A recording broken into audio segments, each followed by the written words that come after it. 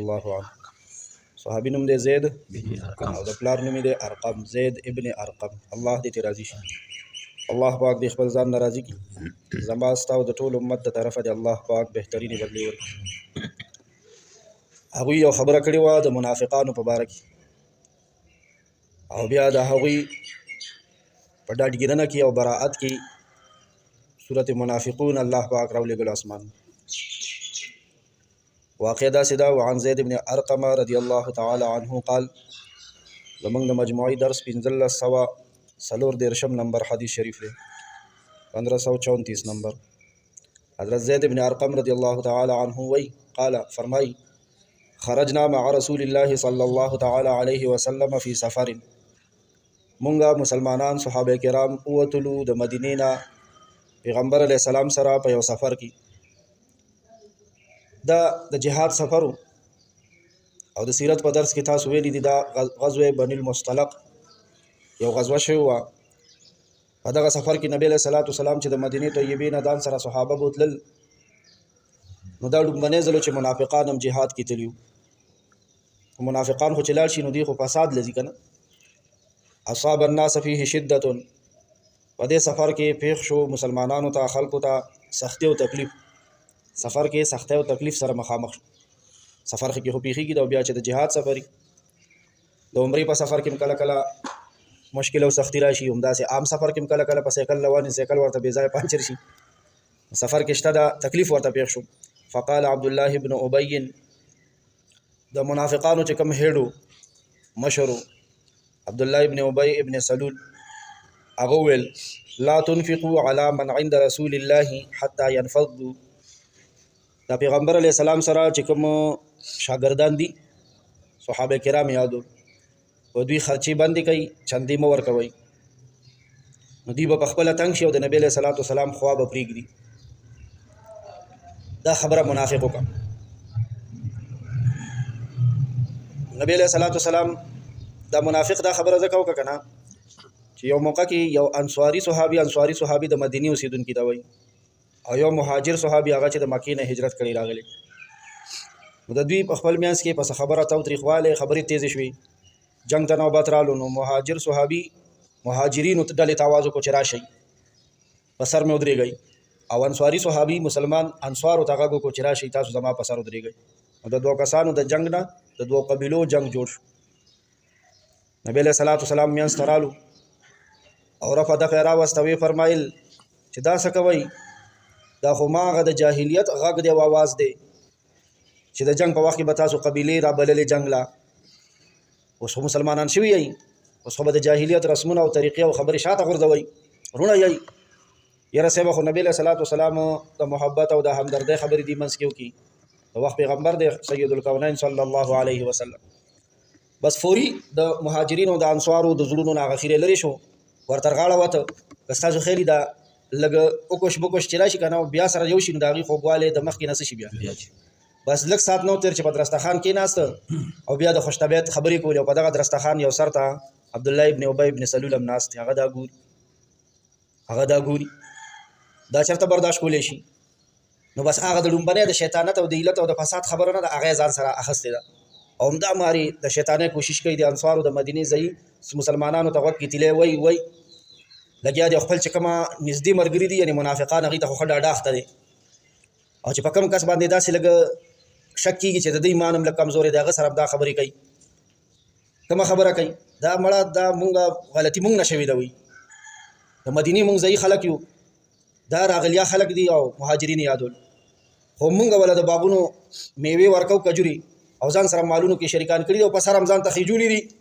د چرمینۍ خبرې کولې. هم زمونږ د لاسه وي داسې شوي دي، همداسې ښه ده. نن در سره ویدا دی په خپل کور کې جنګ کوي، دا غلیا خلک دی او دا د علت فساد خبرې کولې. او تاسو داسې کار وکړئ چې په دې دا خرچې او چندې بند کړئ، دي به په خپله د نبي علیه السلام خوا پرېږدي. نبي علیه الصلاة والسلام د مدینې منورې چې کوم باشندګانو د چا د کجورو باغونو په هغې باندې د خپلو شاګردانو د طالبانو صحابه کرامو دپاره چنده مقرر کړې وه روزینه.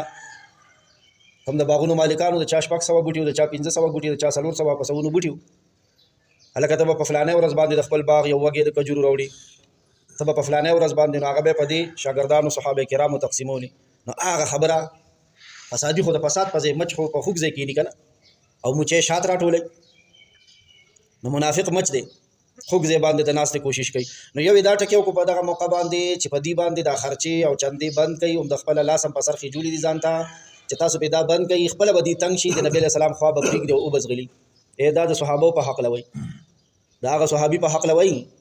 چې کوم صحابي د احد په میدان کې ودرېدو د نبي علیه السلام باندې چې کله د غشو باران شو نو دی ورته مخامخ داسې ولاړ دی او په سینه باندې غشی لګي او د لاسونو کې غشي پیللی شوي دي پیللی شوي وپېژنې که آر پار چې وتي دي تر دې پورې چې په سترګه لګي مخامخ غشو ته ولاړ دی چې زه خپل ځان ورته ډال کړی دی کولو کې خو دا خبره اسانه ده اورېدو کې م اسانه ده خو دا قسم دی چې نه داسې ملګري د پیغمبر مخکې تېر شوي دي پیغمبران خو مخکې تېر شوي دي که نه خو داسې ملګري نه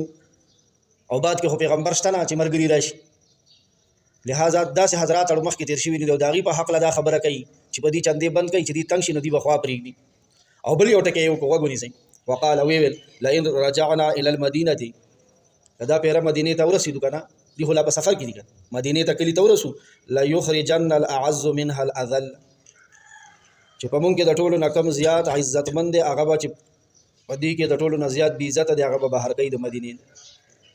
عزتمند ځان ته وویل او بې عزته نبي علیه السلام ته وویل نعوذ بالله سړی چې کله خپله بې عزته وي که نه هغه ته ټول جهان څه ښکاري بې عزته ښکاري او چې څومره سړی زیات پلیت مرداري په خپله که نه نو هغه به ورته د جهان د ټولو نه پاک سړی څه ښکاري زیات پلیت مردار ښکاري دا سړي کې خپله پلیتي او دویمه معنی دا ده چې په مونږ کې کم زیات زورور دی دا به زیات کمزوری بهر کوي زیات زورور ورته ځان ښکارېدو او زیات کمزوری ورته نبي علیه السلام مطلب یې دا نو دا خبره د مسلمانانو مخکې مو کړه منافقان خو څو داسې بې باکه سړی و سترګو کې حیا نه وه چې مسلمانانو مخکې مو کړه حضرت زید ابن ارقم رضی الله عنه د منافق دا خبرې واورېدې دا خو ټولې د فساد دی او د خرابو منصوبو خبرې دي د نبی علیه السلام په حق له خرابه منصوبه پاس کېږي د صحابو په حق له دا منصوبه وکړه چې په دې به خرچ بند کړو به تښتي او د نبی علیه السلام په حق له دا منصوبه او سازش تیار کړو چې څنګه مدینې ته ورسو د ده به د ویستو بندوبست کوو د ویستو بندوبست به یې کوو فاتیت رسول الله صلی الله تعالی علیه وسلم زید ابن ارقم رضی الله عنه وی نبی علیه السلام لرالم چې دا خبرې مې واورېدې نبی علیه السلام لرالم فاخبرته بذلك او د دې خبرې خبر مې ورکړو چې د عبدالله ابن ابی ابن سلول دا خبرې وکړي فارسل الى عبد الله ابن ابي نبی علیہ الصلوۃ والسلام عبد الله ابن ابي پسې سره ولېګل طریقه دا کنه چې څوک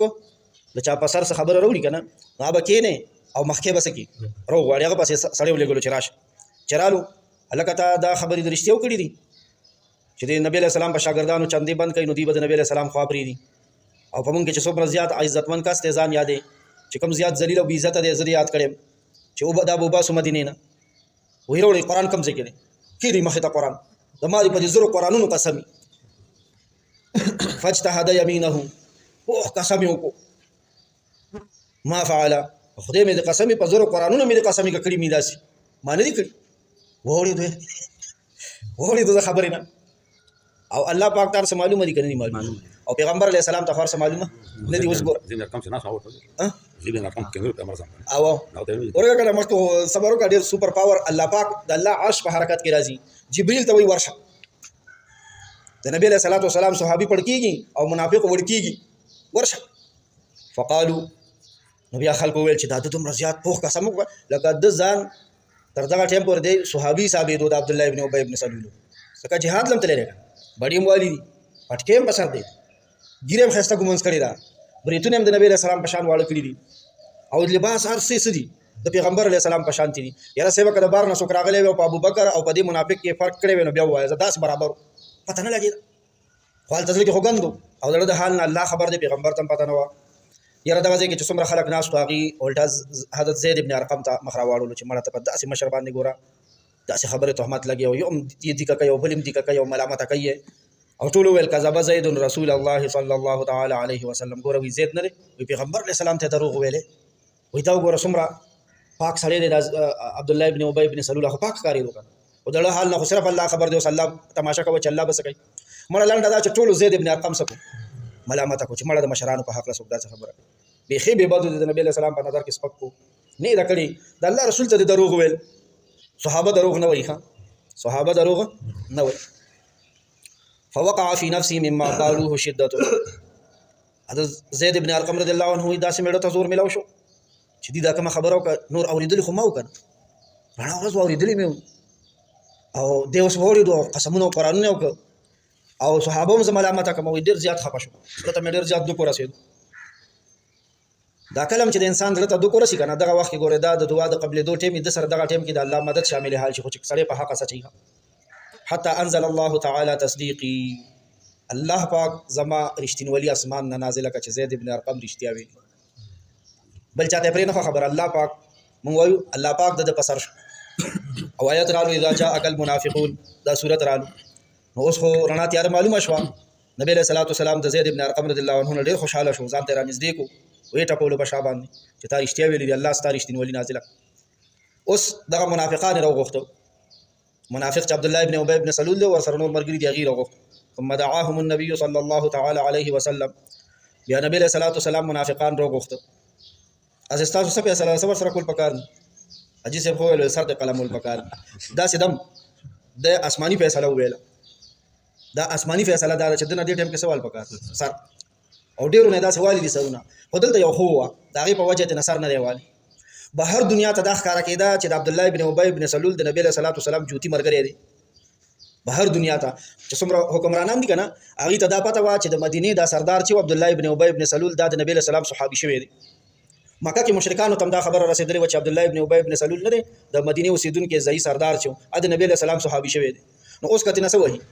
نو بهر دنیا ته بیا دا پروپاګاندا تلا چې اوس په خپل مرګرو راکې خو غیرم سرونه وي او دا خو خپل مرګره نه کنه دا بعد کې بیا پته لګي ایتونه راځي او د منافقانو هغه د زړه رازونه الله پاک صحابه او مسلمانانو ته ښکارا کوي نو نبی له سلام ورسره وکړ راوي غوښته یستغفر له راشي توبه وباس تاسو الله نه بخنه غواړي زه پیغمبر بم د الله پاک نه بخنه غواړم الله به مبخي درشتو سوچ مسلمانان بشي سوچ صحابه بشي نو خبرې دي څوک الله وایي فلو ورؤسهم چې کله نبی له سلام د بخنه دعوت ورکړ چې توبه الله توبه سي زبم د بخنه نو دي دا څونه راځي واړو چې موږ خدا خبر اړو نه لري د دې متفقون علیه حدیث امام بخاری او امام مسلم رحمهم الله ذکر کړی دی دا د باب سره امام نووي رحمت الله علیه چې ذکر کړی دی هغه دا دی حضرت زید ابن ارقم رضی الله عنه دا وخت کې کوم نوجوان الکو عبد الله ابن ابي ابن سلول چې دا مشر پوخ سړی او سردار خود هغه دا ټول خبرې نبی له سلام لروړي د منافقانو سازشونه او جالونه دا غي بیان کړي دي او بیا الله پاک هم داغه تصدیق نازل کړي دي نه دا خبره معلومه شو یعنی الله پاک د حضرت زید ابن ارقم رضی الله عنه دې سوال جواب ته حق او سچ او درست ویلي دا صحیح کړي چې پیغمبر ته ویلي دینه پته ولګی چې د منافقانو غیبت کول جایز دي الله پاک ورته جایز او درست ویلي دي خدا خبره یاد ساتي چې اوس وخت کې څوک پچا باندې د منافقت ټاپه نشي لګولې ځکه د منافقت تعلق سره د زړه سره او د زړه د حال نه نبی له سلام هم نو خبر ګوري خیال هم دی واقع خو څوک رالو جبرائیل علیہ السلام رالو الله پاک چې د زړه د حال نه خبر دی نو پیغمبر علیہ السلام خبر کو او اوس خدا نشي کېدی نه براه راست څوک د چا د زړه د حال نه خبر دی دا کوم خبره چې زموږ او تاسو په معاشره کې کیږي یا خدا به خیاله سره کوي د خپل خبره ته پام نه چې زستاړه کې ناستم ستاړه نه خبره دا خبره چې څوک کوي کنه یا خدا د خپل خبره ته خیال نشي چې دا سوي او کنه پوي وي چې خپوي سره وي چې زستاړه کې ناستم د خدای توپ داوا کوي د زړه د رازونو نه څوک خبر پیغمبر هم نه خبر نو لہذا اوس وخت کې هو دغه د حال نه څوک خبر دا چې کوم او دا ځنې پیژنم او ماته معلومه او دا چې دغه دا ټول غلطي خبرې دي او بعض خلک دا وایي چې لکه اخره زمانه کې منافقان د یو بل د حال نه خبرې دا مشه او ای خبره ده دم نشته دي لوی شخصیت پیغمبر علیه السلام ته پته نه لګي نور بچاته پته ولګي د راز نه هیڅوک نه خبر بل وهم نه راځي مونږ او تاسو چې جبرئیل راشي چیرې د فلانه سره منافق دي نو چې نه راځي مونږ به ظاهري حال ته ګورو ظاهري حال شرع ظاهر ګوري دا به مورید لري شرع ظاهر ګوري په ظاهر به فیصله کو باقی چې دچا د فتنې نه مسلمانانو ته د ضرر رسیدو خطرې د هغه په حق لا غیبت کول د مسلمانانو چې ورکه مفاد او فائدې دا جایز دي یا ارحم الراحمین یا ذل جلال والاکرام یا ذل جلال والاکرام اللهم انك عفو کریم تحب العفو فاعف عنا